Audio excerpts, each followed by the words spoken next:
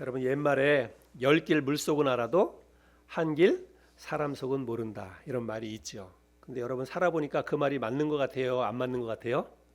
예, 맞는 것 같죠. 예, 진짜 맞는 것 같습니다.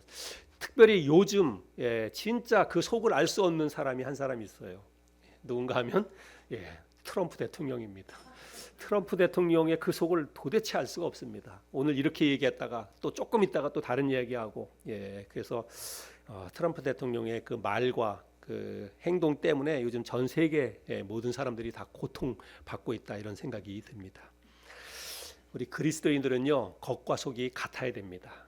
여러분 정말 우리 하나님을 믿는 사람들은 우리가 모든 순간에 우리가 정말 내 일생일 때 항상 그렇게 살 수는 없겠지만 그래도 우리는 정말 겉과 속이 같은 사람이 될 수 있도록 그렇게 노력을 해야 한다고 여겨집니다.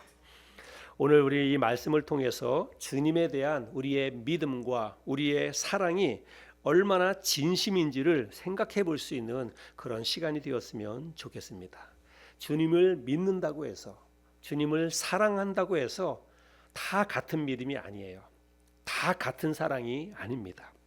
오늘 이 말씀을 통해서 나의 믿음과 주님에 대한 나의 사랑이 진짜인지 가짜인지 얼마나 진심인지 이런 것들을 스스로 돌아볼 수 있는 그런 시간이 되었으면 좋겠습니다. 한 바리새인이 주님을 자기 집으로 초대했습니다. 근데 당시에 우리 주님이 어디를 다니실 때는 주로 기도할 때를 제외하고는 제자들과 함께 늘 다녔어요.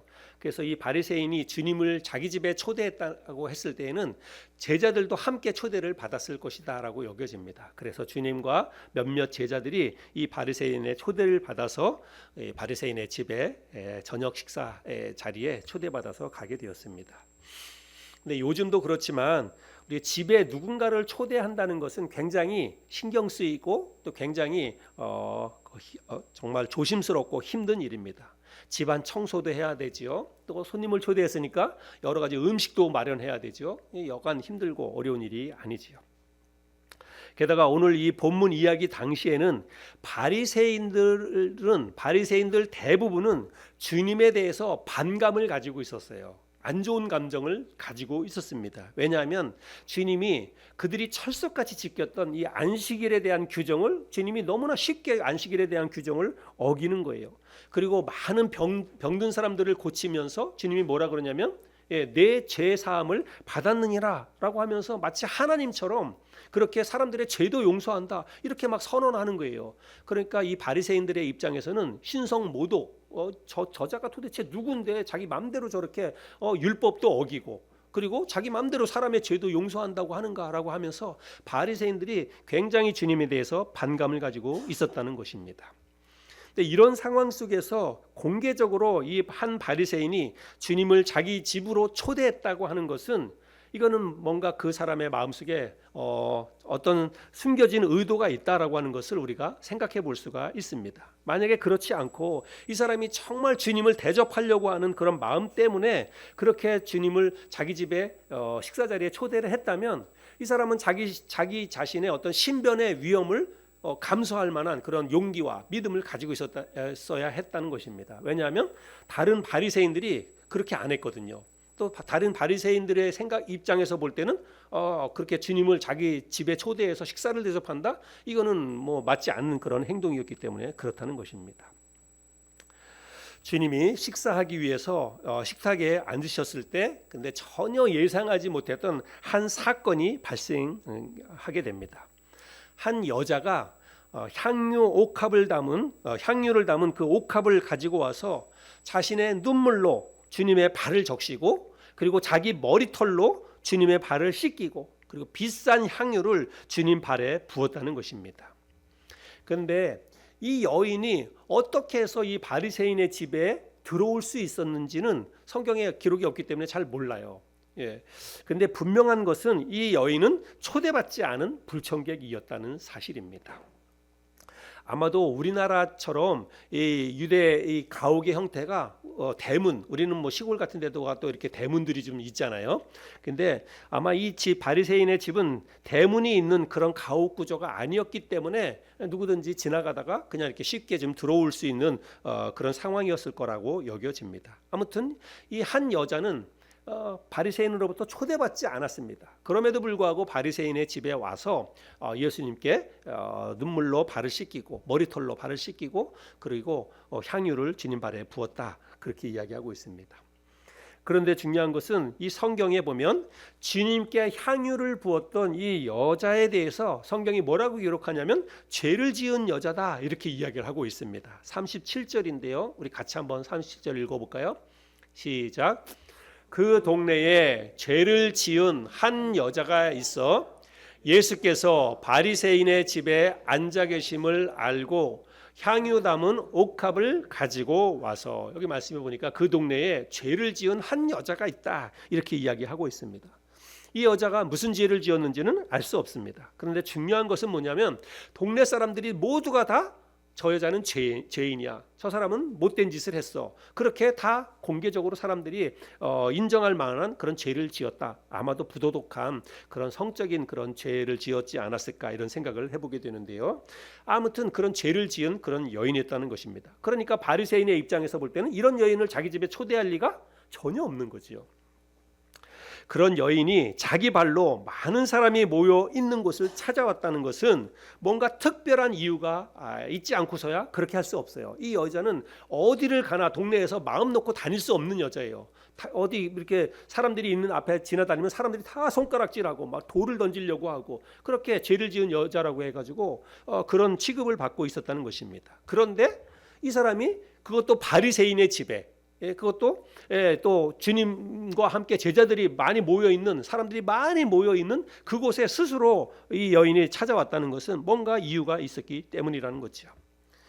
이 여인이 몰래 예수님 뒤로 가서 그 발 곁에 서서 눈물로 주님의 발을 적셨다, 이렇게 말하고 있습니다. 여러분, 우리는 성경 한 구절 한 구절 읽을 때 깊이 있게 읽을 수 있어야 됩니다. 여러분, 얼마나 많은 눈물을 흘려야 사람의 발을 다 적실 수가 있겠습니까? 그렇죠? 근데 이 여인이 눈물로 주님의 발을 적셨다는 거예요. 그러니까 얼마나 흐느껴 울었는지를 우리는 생각해 볼 수가 있습니다. 그런 후에 자신의 머리카락으로 무릎을 꿇고 자신의 긴 머리카락으로 주님의 발을 자기 머리칼로 씻었다는 것입니다. 그리고 나서 미리 준비해간 향유 옥합을 깨뜨려서 주님 발에 부어드렸다, 성경이 말하고 있습니다. 향유 옥합이라고 하는 것은 이건 굉장히 비싼 그런, 오늘날로 보자면 이 향수 그런 종류라고 보시면 되겠어요. 굉장히 비싼 그런 향수를 주님 발에 부었다는 거예요. 근데 우리 성경에 보면 주님께 향유를 부은 사건이 성경에 몇 군데 있습니다. 특별히 이 사복음서에 보면 4번 기록되어져 있는데요. 마태복음 26장, 마가복음 14장, 요한복음 12장, 그리고 오늘 읽은 누가복음 7장, 이렇게 4군데에 주님께 향유를 부은, 어떤 여자가 주님께 향유를 부은 사건이 그렇게 기록되어져 있습니다. 그런데 이 복음서를 하나하나 비교해서 읽어보면 마태복음과 마가복음에서 기록되어져 있는 향유 부은 그 사건은 같은 사건이에요. 같은 장소에서 일어난 같은 사건을 기록하고 있는 것이고, 요한복음 12장에 기록되어져 있는 주님께 향유를 부은 사건은 마태복음과 마가복음과 같은 사건으로 볼 수도 있고, 혹은 다른 사건처럼 여겨지기도 하고, 성경을 읽어보면 그렇게 이렇게 우리가 확인해 볼 수 있습니다. 그 장소가 마태, 마가, 요한 복음에 기록되어져 있는 것은 이 주님께 향유를 부은 이 장소가 어디냐면 베단이라고 하는 곳이고, 시몬이라고 하는 나병 환자의 집에서 그런 사건이 있었다. 공의, 마태, 마가 그리고 요한 복음에서는 그렇게 기록되어져 있고요. 그리고 그 여인들이 주님께 향유를 부은 것은 그 이유가 무엇이었냐면, 물론 그런 의도로 그런 사람이 그 향유를 부을 때 다 여자들이에요. 여자들이 향유를 부을 때 그런 어떤 마음의 생각과 의도를 가지고 했는지는 모르지만, 주님이 나중에 뭐라고 얘기하냐면 이 여인들이 나의 장례를 위해서 이렇게 비싼 향유를 부었다, 그렇게 이야기하고 있습니다. 이제 오늘날 우리들은 우리 어떤 장례 문화에선 그런지 모르겠지만 이 당시에 유대 사회에서는 사람이 죽으면 우리나라도 이제 뭐 염을 한다 그러잖아요. 깨끗이 씻고. 그런데 이 유대인들은 깨끗이 씻은 다음에 향료를 뿌렸어요. 예, 시신에게 냄새 나지 않도록 하는 모르게 비싼 향유를 뿌리고 그렇게 했다는 것입니다. 그래서 이 여인들이 주님에게 향유를 부었다는 것은 주님의 장례를 미리 예비하기, 내 장례를 미리 예비하기 위해서 이렇게 향유를 부었다. 그렇게 주님이 말씀을 하셨다는 것입니다. 그런 것을 우리가 유추해 볼 때 그 사건이 주님의 사역 말기에 있었다라고 하는 것을 우리가 알 수가 있습니다. 주님이 이제 십자가에 달려 돌아가시기 얼마 전에 유월절 때를 맞이해서 그런 사건이 있었다는 것이고, 여기에 비해서 오늘 우리들이 함께 나누는 누가복음의 이 향유 부은 사건은 같은 시몬이라고 하는 사람의 집에서 일어난 일이긴 하지만 이 시몬은 나병 환자가 아니에요. 오늘 본문에 기록된 그 시몬은 바리새인 시몬이에요. 시몬이라고 하는 이름이 같기 때문에 같은 사건이 아닐까 사람들이 이렇게 착각을 할 수 있는데, 그 당시에 시몬은 굉장히 흔한 이름이었습니다. 우리 시몬 베드로도 시몬이고 여기에 나와 있는 사람도 시몬이고, 그래서 나병 환자의 이름도 시몬이고 바리새인의 이름도 시몬이고, 그래서 같은 사건이지 않을까 생각하는데 전혀 다른 사건입니다. 그리고 오늘 이 누가복음의 이 사건은 주님의 사역 초기에 있었던 그런 일이다라고 하는 것을 우리들이 알 수가 있지요. 중요한 것은 이 여인이 왜 일부러, 그것도 정말 힘들게, 자기 어떤 자기 자신의 입장이라든지 또 사람들의 이목이라든지 이런 걸 다 제쳐두고 정말 힘들게 주님을 찾아와서 그 발에 향유를 부었나, 무슨 목적으로 이렇게 향유를 부었나라고 하는 것이 중요합니다. 제가 나중에 설명을 드릴 텐데, 그리고 또 하나 우리가 생각해 볼 것은 바리새인들의 반응이에요. 주님께 이 향유를 부었을 때 이 옆에 있었던 바리새인의 반응입니다. 우리가 다른 복음서에서도 주님께 향유를 부은 사건이 있다 그랬는데, 다른 복음서에서 주님의 머리나 혹은 발에 향유를 부었을 때 그것을 지켜보던 옆에 있던 사람들이 뭐라 그랬냐면, 가룟 유다나 제자들이 뭐라 그랬냐면, 왜 그 비싼 향유를 그렇게 허비하느냐, 그것을 팔아서 가난한 사람들에게 나눠주었다면 얼마나 더 유익했겠는가, 이렇게 이야기하거든요.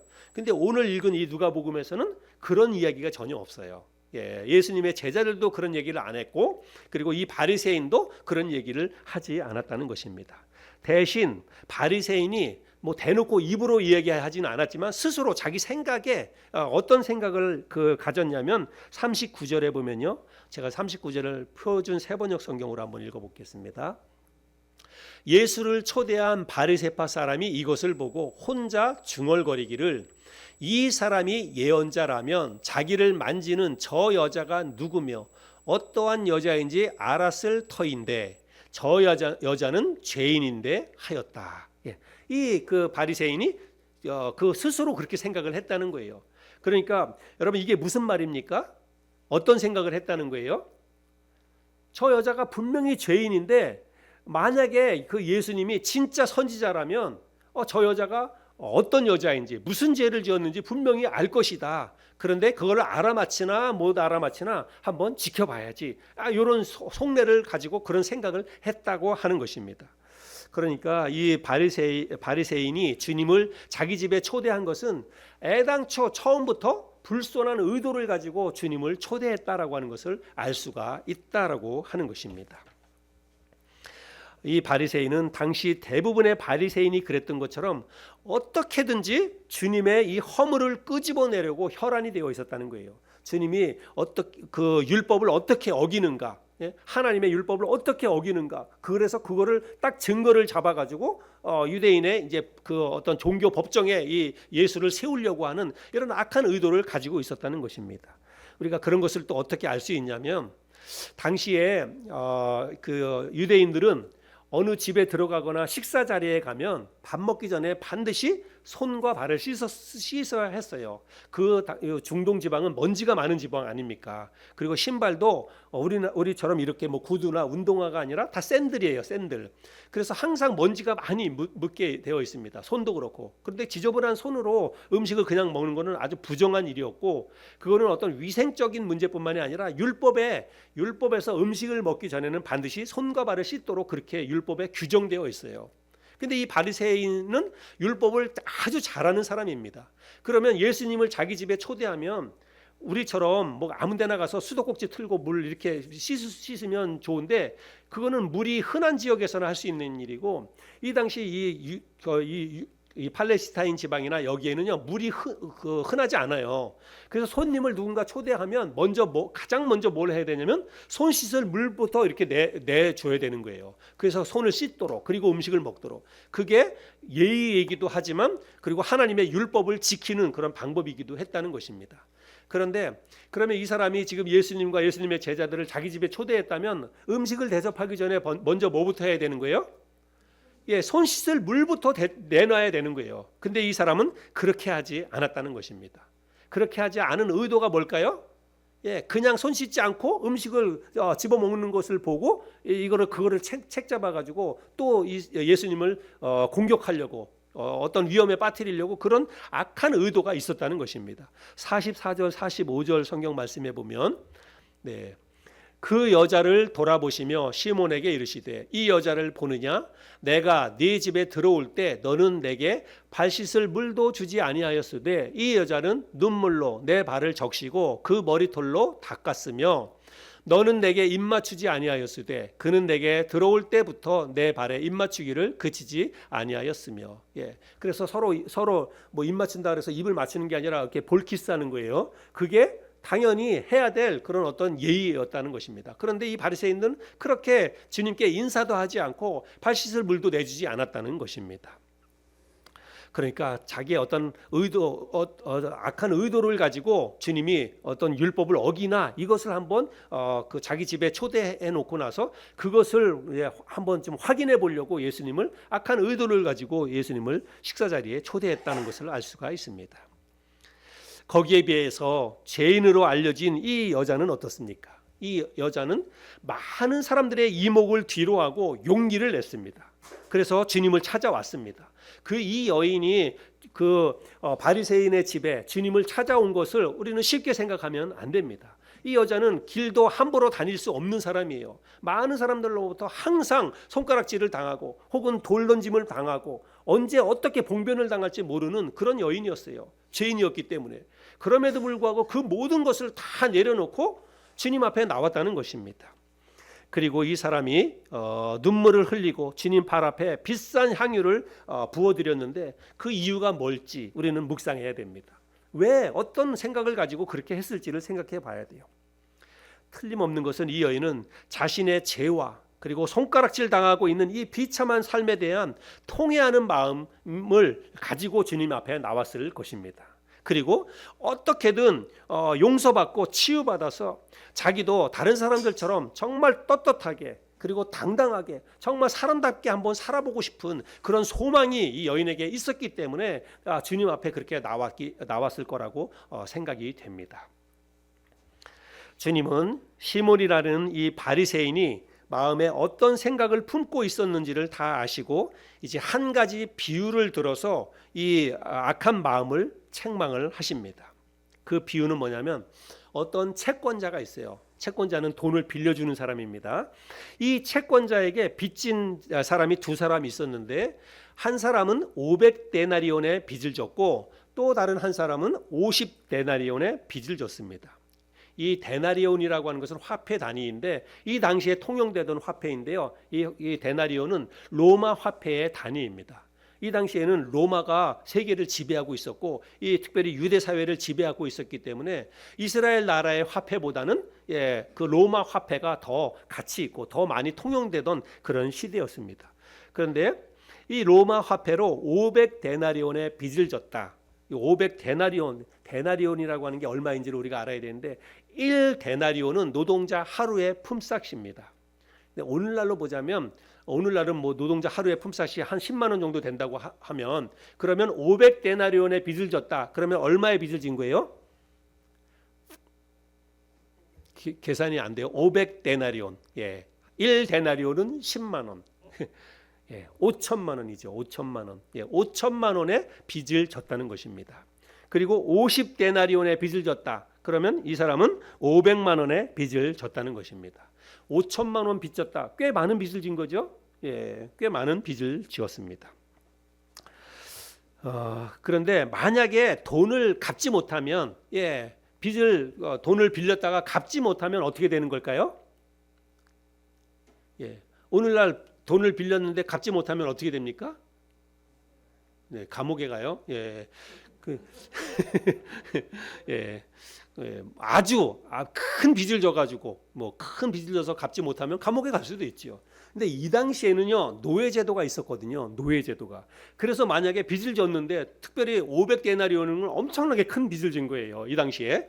근데 그 큰 빚을 졌는데 이걸 갚지 못하면 어떻게 되냐면 자기가 팔려가는 거예요. 돈을 갚지 못한다 그러면 자기가 노예로 팔려가는 거예요. 그리고 실제로 이 당시에는 그런 일들이 굉장히 많이 있었습니다. 그래서 돈을 못 갚으니까 자기가 몸으로 가서 종으로 팔려가서 그렇게 이제 몸으로 그 빚을 갚아 나가야 하는 것입니다. 얼마나 비참합니까? 물론 돈을 빌릴 때 여러분 안 갚겠다고 하는 악한 의도로 빌리는 사람이 어디 있겠어요. 근데 하다 보니까 뭔가 사업이 안 된다든지 뭔가 계획대로 일이 안 됐으니까 갚지 못한 거예요. 근데 이게 500데나리온 빚진 사람도 그렇고 50데나리온 빚진 사람도 그렇고 갚을 방법이 없는 거예요. 갚을 길이 없는 것입니다. 얼마나 이 사람들이 난처하고 얼마나 좀 곤고한 그런 환경에 처했을지를 우리는 생각해 볼 수 있습니다. 그런데 어느 날 갑자기 이 채권자가 두 사람을 부릅니다. 두 사람, 빚진 사람을 둘 다 불러요. 불러놓고 뭐라고 얘기하면 그냥 아무 조건 없이 내가 너희들의 빚을 탕감해 주겠다 이렇게 이야기합니다. 빚을 다 안 갚아도 된다. 조건 없다. 그냥 돌아가라. 그렇게 이야기를 한 거예요. 여러분 실제로 이런 일이 있으면 좋겠죠. 그러면 돈을 빌릴 만도 한데, 그죠? 근데 이거는 실제 있는 이야기가 아니라 비유예요, 비유. 실제로 이런 일이 있을 리가 잘 없죠. 돈을 이렇게 많이 빌려주고 안 받겠다라고 하는 게 거의 없죠. 근데 어쨌든 비유입니다. 비유이지만 여기 빚진 사람이 얼마나 감사했겠습니까? 그렇죠? 이게 실제 일이라고 한다면 얼마나 감사하고 얼마나 기쁘고 행복한 일이었겠습니까? 주님이 이 바리새인에게 이 비유를 말씀하시고 나서 끝머리에 바리새인을 향해서 질문을 하십니다. 뭐라고 질문하시냐면 그런즉 두 사람 중에 누가 더 주인 채권자를 더 사랑하겠느냐 이렇게 이야기를 합니다. 두 사람 중에 누가 더 그 채권자를 사랑하겠느냐 이렇게 질문을 해요. 여러분 누가 더 사랑하겠습니까? 당연히 500데나리온 빌린 사람이 더 채권자를 고맙게 생각하고 더 사랑하겠지요. 그건 물어보나 마나지요. 그래서 그 바리새인도 당연히 많이 빌린 사람이 더 그 채권자에게 고마워하고 채권자를 사랑할 것 같습니다. 이렇게 대답을 합니다. 그랬더니 주님께서 그래, 네 말이 맞다. 많이 탕감받은 자가 더 많이 주인을 사랑하는 법이다. 그렇게 주님님이 말씀을 하십니다. 그런데 너는 내가 들어올 때 발 씻을 물도 내주지 않았다. 그런데 이 여자는 눈물로 내 발을 적셨고 너는 내 머리에 그 흔한 올리브 기름도 붓지 않았지만 이 여자는 비싼 향유를 내 발에 부었다. 그러니 내가 이 여자를 더 많이 사랑하는 게 당연하지 않냐? 주님께서 그렇게 이 바리새인에게 이야기합니다. 그러면서 여자를 돌아보시고 여자에게 내 죄 사함을 받았느니라 라고 말씀하십니다. 그 자리에 있던 많은 사람들이 깜짝 놀라서 서로 수군거리는 거예요. 도대체 이 사람이 누구이기에 그 사람의 죄까지도 용서한다고 이야기하는가라고 서로 수군거렸다. 이것이 오늘 우리들이 본문에 읽었던 본문의 모든 스토리입니다. 우리는 오늘 이 이야기를 통해서 주님에 대한 우리의 믿음과 우리의 사랑을 한번 점검해 보아야 합니다. 오늘 아침에 우리가 이렇게 예배당에 나와서 주님을 예배하고 있는 이유가 뭘까요? 여러분 오늘 아침에 아침 일찍 일어나서 씻고 준비하고 우리가 어떤 분들은 정말 먼 거리에서부터 이렇게 교회 예배당에 나와서 주님을 예배하기 위해서 이렇게 나왔습니다. 여러분 우리가 왜 이렇게 하는 걸까요? 주님에 대한 믿음 때문에, 그리고 또 하나는 주님을 정말 사랑하기 때문에, 주님이 나를 대신해서 십자가에 돌아가셔서 나를 당신의 귀한 자녀로 삼아주신 그 은혜에 너무나 감사해서 주님 사랑하기 때문에 그 사랑에 대한 마음을 가지고 우리가 힘들지만 이렇게 주님을 예배하기 위해서 이렇게 나왔습니다. 우리의 믿음이고 우리의 사랑이라고 그렇게 여겨집니다. 오늘 아침에 다른 데 있지 않고 하나님을 예배하기 위해서, 주님을 예배하기 위해서 예배당을 찾아 나간 모든 사람들이 아마 같은 마음일 거라고 생각이 됩니다. 같은 생각을 가지고 주님에 대한 믿음을 가지고 주님에 대한 사랑을 하는 마음 때문에 그렇게 예배당에 나가서 그렇게 오늘 아침에 이렇게 예배를 드린다고 생각이 됩니다. 그러나 여러분, 주님에 대한 믿음과 사랑이 모두 다 같은 것은 아니라고 생각이 됩니다.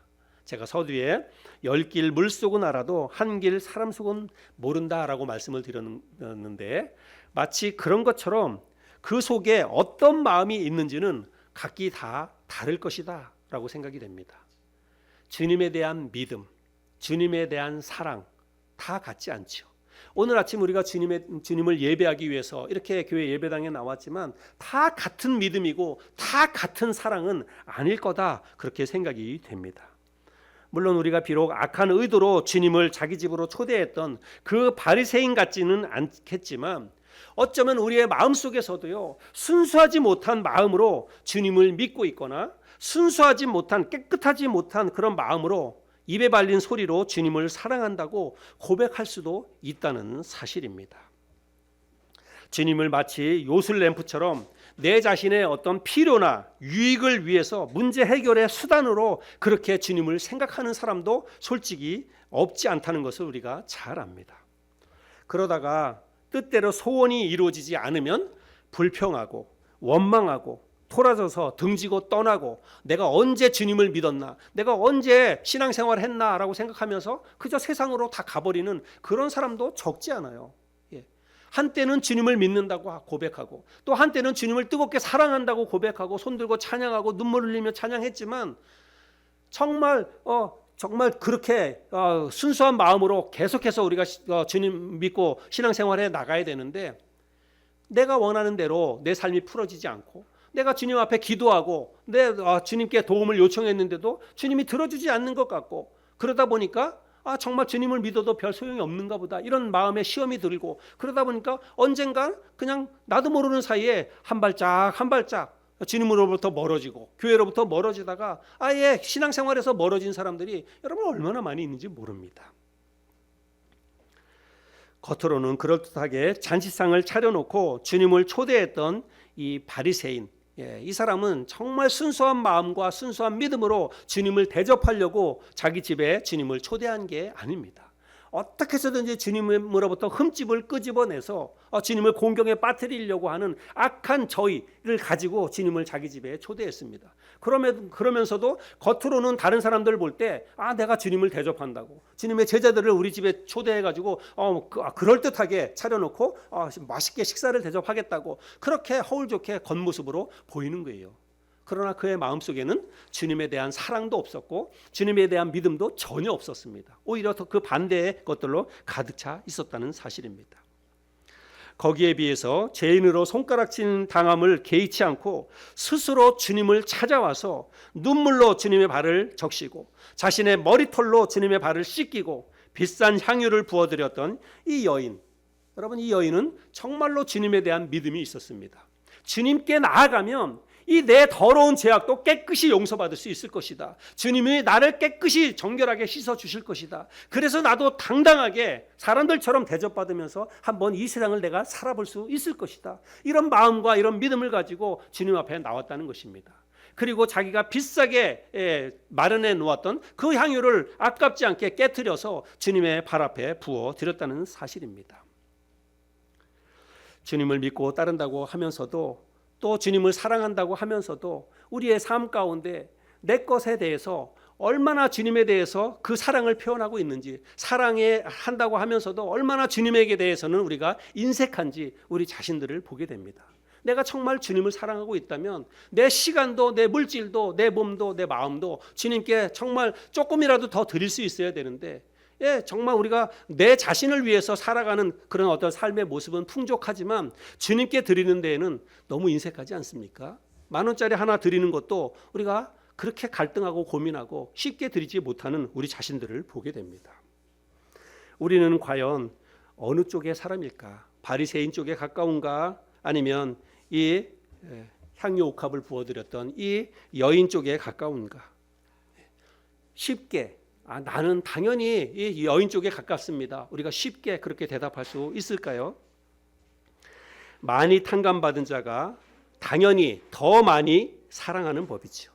그런데 여러분, 주님께 우리가 얼마나 많은 사랑의 빚을 탕감받았는지 우리 스스로를 좀 돌아볼 수 있었으면 좋겠습니다.